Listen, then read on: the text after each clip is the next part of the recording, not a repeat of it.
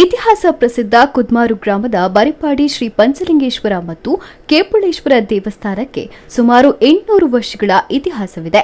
ವಿಜಯನಗರ ಅರಸರ ಕಾಲದಲ್ಲಿ ನಿರ್ಮಾಣಗೊಂಡ ದೇವಸ್ಥಾನವಾಗಿದ್ದು, ಈ ಕುರಿತು ದೇವಸ್ಥಾನದಲ್ಲಿ ಹಳೆಗನ್ನಡದಲ್ಲಿ ಬರೆದಿರುವ ಶಿಲಾಸನಗಳಿದ್ದು, ದೇವಸ್ಥಾನ ನಿರ್ಮಾಣವಾಗಿರುವ ಕುರುಹುಗಳನ್ನು ತಜ್ಞರಿಂದ ಓದಿಸಲಾಗಿದ್ದು, ಅವುಗಳಲ್ಲಿ ಈ ಮಾಹಿತಿ ಅಡಕವಾಗಿದೆ.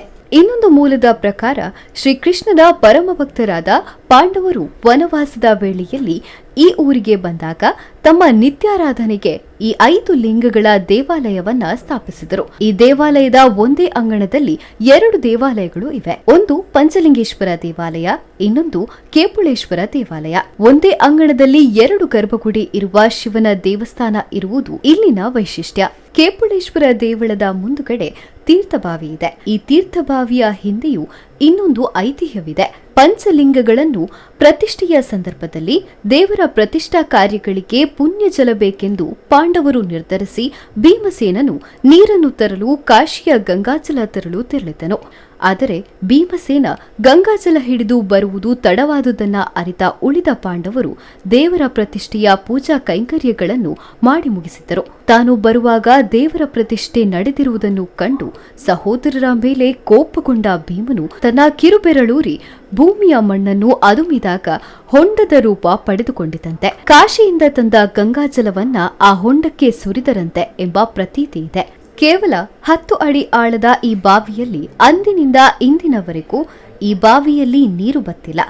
ಕಾವೇರಿ ಸಂಕ್ರಮಣದಂದು ತಲಕಾವೇರಿಯಲ್ಲಿ ತೀರ್ಥೋದ್ಭವವಾಗುವಾಗ ಈ ಬಾವಿಯಲ್ಲೂ ನೀರು ಚಿಮ್ಮುತ್ತದೆ. ಬೇರೆ ಬೇರೆ ಕಡೆಗಳಿಂದ ಹಲವಾರು ಮಂದಿ ಭಕ್ತರು ಇಲ್ಲಿಗೆ ಬಂದು ತೀರ್ಥ ಸ್ನಾನ ಮಾಡಿಕೊಂಡು ಹೋಗುವುದು ಇಲ್ಲಿನ ವಿಶೇಷತೆ. ಈ ಬಾವಿಯ ತೀರ್ಥ ಸ್ನಾನ ಮಾಡಿದರೆ ಕುದಿಜ್ವರ, ಕೆಡುಗಳು ಗುಣವಾಗುವುದೆಂದು ಪ್ರಸಿದ್ಧಿ ಇದೆ. ಮಕ್ಕಳಿಲ್ಲದವರು ರಂಗಪೂಜೆ ಹರಕೆ ಹೇಳಿ ಸಂತಾನ ಪ್ರಾಪ್ತಿಯಾದ ನಿದರ್ಶನಗಳಿವೆ. ಹೀಗೆ ಐತಿಹಾಸಿಕ ಹಿನ್ನೆಲೆಯಿರುವ ಈ ದೇವಸ್ಥಾನದ ಸುತ್ತುಪೌಳಿ, ನಮಸ್ಕಾರ ಮಂಟಪ, 2 ದೇವರ ಗರ್ಭಗುಡಿಯು ಶಿಥಿಲಾವಸ್ಥೆಗೆ ತಲುಪಿದೆ. ಆದರೂ ದೇವರಿಗೆ ನಿತ್ಯ ಪೂಜೆ ನಡೆಯುತ್ತಿದೆ. ದೇವಸ್ಥಾನದ ಅನುವಂಶೀಯ ಮುಕ್ತೇಸರ ಜನೇಶ್ ಭಟ್ ಅವರೇ ಪೂಜೆ ನಡೆಸುತ್ತಿದ್ದಾರೆ. ಈ ದೇವಸ್ಥಾನದಲ್ಲಿ 20 ವರ್ಷಗಳಿಂದ ಸಾಮೂಹಿಕ ಶಿವರಾತ್ರಿ ಉತ್ಸವ ನಡೆಯುತ್ತಿದೆ.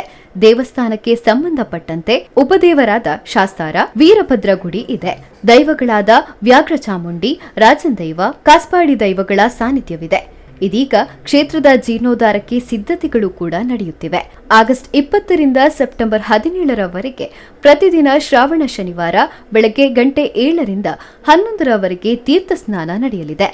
ಇದೇ ಬರೋ ತಾರೀಕು 20ನೇ ತಾರೀಕಿನಿಂದ 17ರ ತನಕ ನಮ್ಮ ಈ ಪಂಚಲಿಂಗೇಶ್ವರ ಕ್ಷೇತ್ರದಲ್ಲಿ ವಿಶೇಷವಾಗಿ ತೀರ್ಥಸ್ನಾನ ನಡೆಯಲಿಕ್ಕಿದೆ. ಈ ಶ್ರಾವಣ ಶನಿವಾರದಂತಹ ವಿಶೇಷ ತೀರ್ಥಸ್ನಾನವು ನಮ್ಮ ಇಲ್ಲಿನ ಹತ್ತಿರದ ದೇವಾಲಯಗಳಲ್ಲಿ ಎಲ್ಲೂ ಇಲ್ಲ.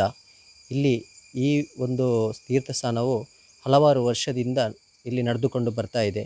ಇಲ್ಲಿನ ಬಾವಿಯಲ್ಲಿ ವಿಶೇಷತೆ ಅಂತ ಹೇಳಿದರೆ, ಇಲ್ಲಿ ಒಂದು ತೀರ್ಥಸ್ನಾನ ಮಾಡಿದಲ್ಲಿ ಈ ಚರ್ಮಕ್ಕೆ ಸಂಬಂಧಿಸಿದಂಥ ಕಾಯಿಲೆಗಳೆಲ್ಲ ಗುಣಮುಖವಾಗುವಂಥ ಒಂದು ವಿಷಯವನ್ನು ನಾವು ಹಲವಾರು ವರ್ಷದಿಂದ ನೋಡ್ತಾ ಇದ್ದೇವೆ. ಹಾಗೆಯೇ ಇತ್ತೀಚೆಗೆ ಈ ಅಷ್ಟಮಂಗಲ ಪ್ರಶ್ನೆ ಚಿಂತನೆಯಲ್ಲಿ ಕೂಡ ಉಲ್ಲೇಖವಾಗಿರುವಂತೆಯೇ ಈ ಬಾವಿಯು ಬಹಳ ವಿಶೇಷತೆ ಇದೆ, ಔಷಧಿಯ ಗುಣ ಇದೆ ಎಂಬುದನ್ನು ಅಷ್ಟಮಂಗಲ ಪ್ರಶ್ನೆ ಚಿಂತನೆಯಲ್ಲಿ ಕೂಡ ಕಂಡುಬಂದಿದೆ.